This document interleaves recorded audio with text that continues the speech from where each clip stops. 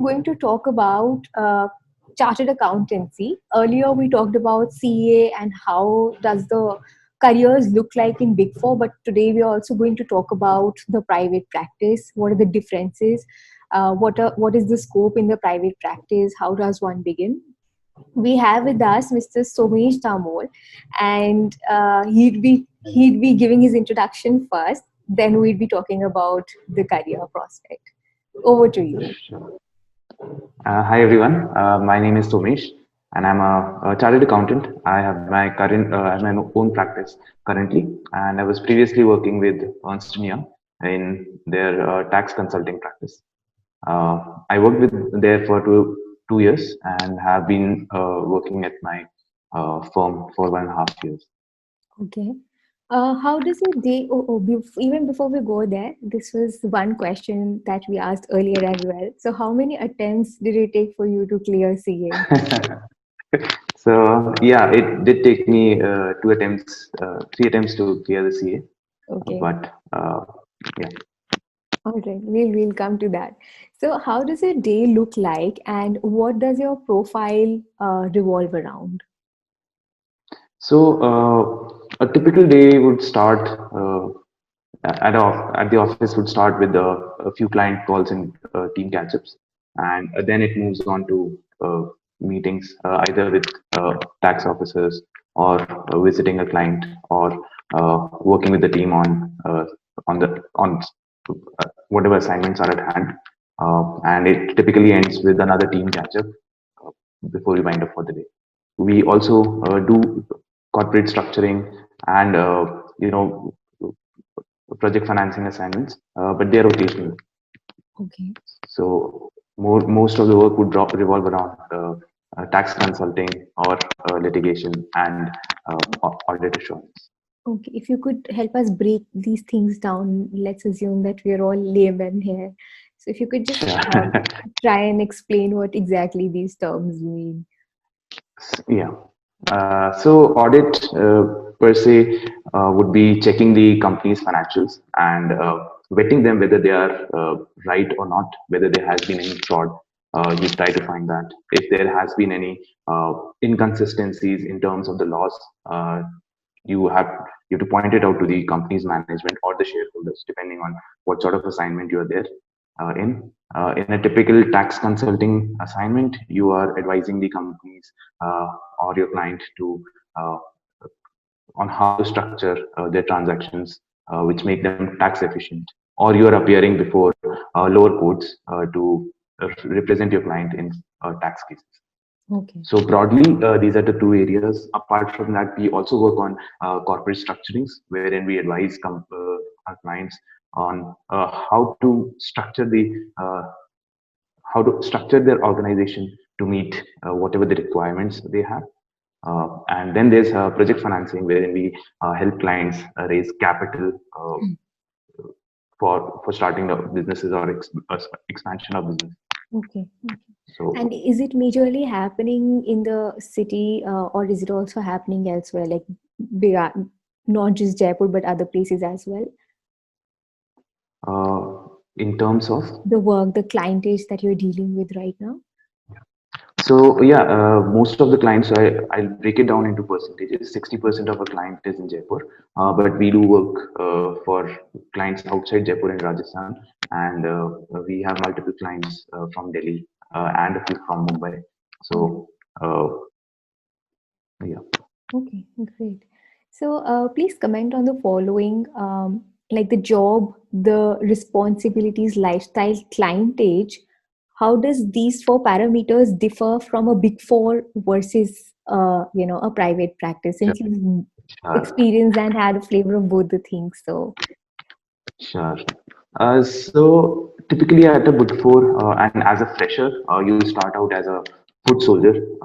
You'll be the first person who will be seeing the problems, whatever the clients you're working with, and you will be expected to come out with solutions, which you then take up to your seniors and get them vetted, get them corrected before you finally, uh, roll them out. They are rolled out to the clients. Uh, at a self and you mostly will not be going around trying to pitch to clients and getting clients on board. It is something that your seniors will be involved in. But at a private practice, I think the word would be a one-man army. You Yeah. have to do all those things, be a Mm. technical expert, at the same time pitching, getting more clients, as well as ensuring that the quality is not hampered. Uh, Yeah. Also, managing your juniors Yeah. Okay, so you're the and HR in guy, general, you're the CEO, yeah, you're exactly. the marketer, you're the salesperson as well. Exactly, exactly. Right. But apart from that, I would also like to point out that more or less Big Four and a small firm, they're structured similarly. Uh, a Big Four typically is a cluster of small firms, and these firms they call it as teams. Uh, and as an individual, once you start and you start expanding, you become that one team. You focus on becoming that one team. So that's a similarity. Uh, and yeah, in terms of lifestyle, I think you would want me to focus on the work lifestyle Yeah. and the work life balance. Mm. So you can safely say that on an average at a Big Four, you'll be working for 12 hours a day. Uh, Mm. and 50% of the weekends are not weekends, but work days. Mm. Uh, at a private practice, it is uh, since you're your own boss, you can decide the pace and the sort of um, pay the sort of work hours you want to put in. Mm. You can, if you expand and you want to, you're ambitious, definitely the work hours will be more. But in terms of the work hours versus pay, private practice in the long run, it definitely is more rewarding. Mm. Uh, I think the third point that you asked about the clientele, uh, I think clientele is the biggest differentiator between a Big Four and a private practice. So typically at a Big Four, your clients will be big corporates, uh, medium corporates, and very well-known companies, big brands. Uh, Mm. at your own firm, you'll typically be working with small and mid-sized clients. Uh, the sort of clients that you will have at Big Four will typically not engage a mid-size or a small firm, or that matter any firm other than a Big Four, Mm. because they're there for the branding and the vetting from a brand. Mm. Uh, so yeah, but in terms of work culture, these mid-sized firms, the mid-sized companies, they more or less work like corporates. So yeah, that's that. Okay. Okay. When did you start your own practice and how was your experience in ENY?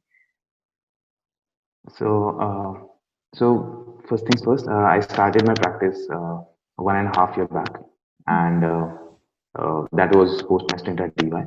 And I was very fortunate to be involved with with EY at a time when this tax transition GST was coming in. Okay. So I got a lot of hands-on working, Mm. and so at a typical corporate or Big Four, generally what happens is that you'll be working on more on the processes than the serious during your initial years. You'll be working more on the processes than the good quality work. But then since Like GST the was new, decision making and all doesn't go as exactly, actually in the beginning part of yours. I mean, the initial part of yours. because Yeah.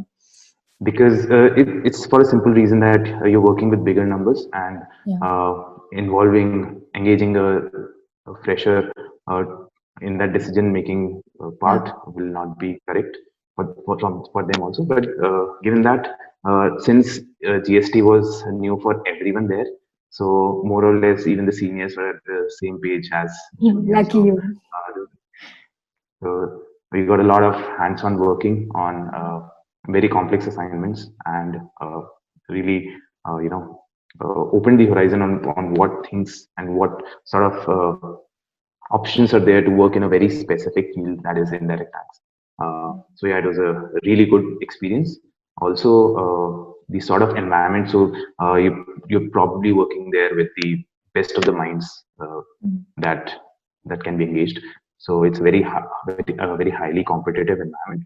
And once you get used to it, you start loving it. Uh, Of so course. yeah. Right. So, would you like be able to give experience there versus experience here? So yeah. So there you're not running after trying to get clients on board, since the name itself at a big Brings four in the client. would Yeah. fetch clients, and you'll specifically, even if somebody's trying to get a client, it'll just be getting another big four client to switch to the different, whichever firm you're working with, and but yeah, in terms of uh, perks and the lifestyle, there's a lot of change. And the main differentiator is the kind of people you'll be working with. Since most of the corporates will, employ the best of the minds, and the sort of travel you'll be having there, it might be a little different with what you'll be doing in the initial years at your firm. In terms of work, definitely, if somebody is planning to do advisory work in his initial years as a practitioner, I think it is close to impossible. The simple reason being that advisory, typically, they, uh, any client would come for advisory only from senior people. Even at Big Four, it's the partners uh, who will have the final sign off, and their name matters. Yeah. So, Also because they're so like that's not just in big numbers, but very big companies at stake. exactly, So one like exactly, understanding that one cannot exactly, uh, sort of just put it off on a junior uh, exactly, or a fresher rather instead. exactly. Mm. Also, the other reason is that at a smaller firm, at a smaller company or a mid-sized company, uh, the advisory per se is not that much required. Simple reason being that the transactions are less complex. At the same time, the numbers associated with the transactions is less. So even if something goes wrong, the materiality is not that much to then go out and engage a consultant. I'm sure the number is not big for you, but I'm sure the number is still big for the business person who actually approaches you as the client. Yeah, Yeah, definitely. yeah, like you getting where I'm coming from.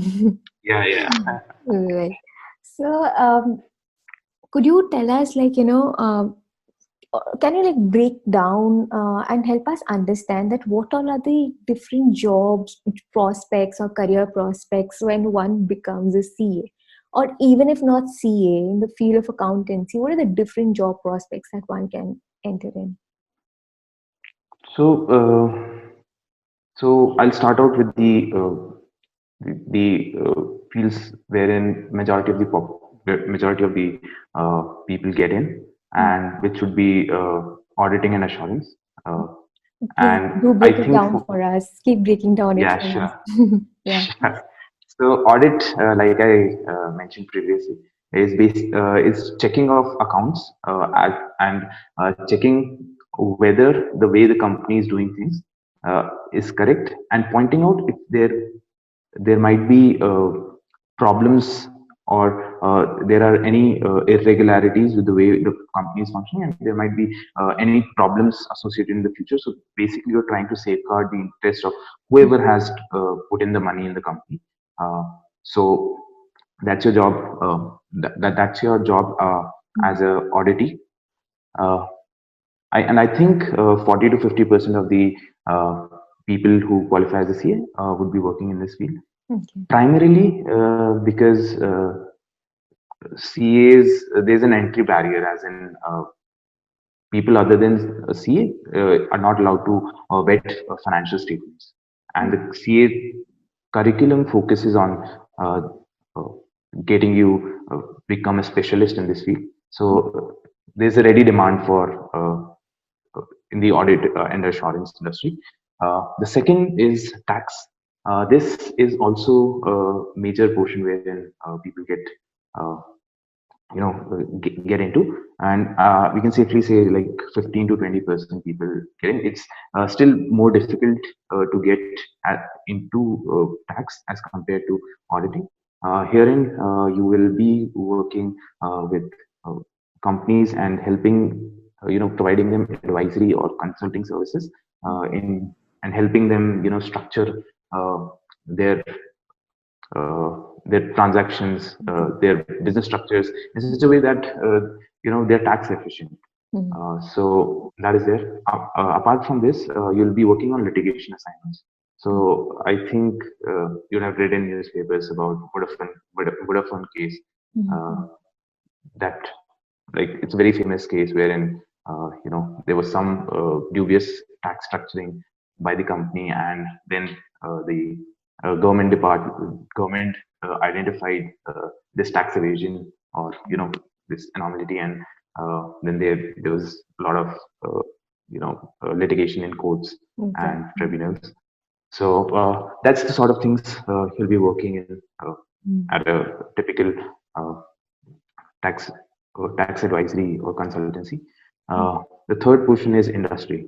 So by industry, what I mean is corporate companies, and they do hire in numbers, and I think 25 to 30% of the people go in uh, a company like, to name a few, like Vedanta or Reliance or ITC, those sort of companies. Right. And more or less, people start in the accounts department, there wherein they'll be. Sorry to interrupt there, but are these companies hiring freshers, or are they like looking at people who already have good amount of experience? So yeah, these companies readily hire freshers, and they hire in numbers at the campus placements. Okay. And so yeah, you can definitely eye these profiles if one's qualified. And yes, but the roles would typically be financial controller sort of roles, wherein you will be you'll be kind of an internal auditor with the company. Whatever transactions are happening, you're helping your seniors or whatever the team you're working those transactions, as well as making sure those things are done properly, uh, and doing accounting and that sort of work. uh, then then there is the other 10-15% people who would get into an investment bank or consultant, a typical management consulting firm. But I know the first priority for a CA pass out is to get into one of these companies or firms, and it's like uh, what everybody eyes at. But it's safe to say that it's very difficult to get here, primarily because there's a lot of competition, not only from CAs, but from other fields like MBAs, or in fact, the consultancy firms hire from engineering grads also. So there's a lot of competition, and it's I have, in my experience, I have only seen like one or two people get in, and those would typically be the people who even get a interview invite are usually rank holders. So like in one attempt, maybe 50 people, 50, 60 odd people would get an invite from these sort of firms. Yeah. Uh, But in this case, do and you think that, let's say just a BCom and CA suffice?